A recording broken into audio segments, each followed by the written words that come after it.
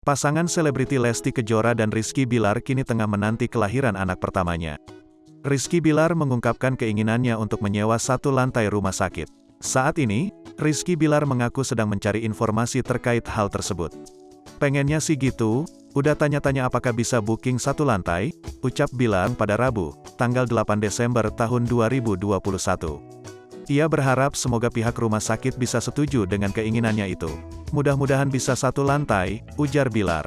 Selain itu, ia mengungkapkan alasan ingin menyewa satu lantai rumah sakit saat persalinan Lesti. Karena Bilar sudah memperkirakan banyak tamu yang datang untuk menjenguk sang istri.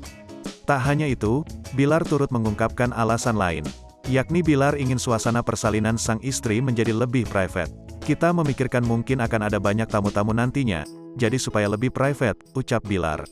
Lanjut, Rizky Bilar juga membahas soal perkiraan persalinan sang istri. Anak pertama Lesti dan Bilar itu diperkirakan lahir di akhir Januari atau awal Februari tahun 2022.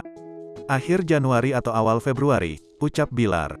Lanjut, Bilar sebenarnya memiliki keinginan terbesar anaknya lahir di tanggal cantik, pada tanggal 2 Februari tahun 2022. "Kalau boleh milih sih di tanggal 2 Februari tahun 2022, tanggal cantik," ucap Bilar.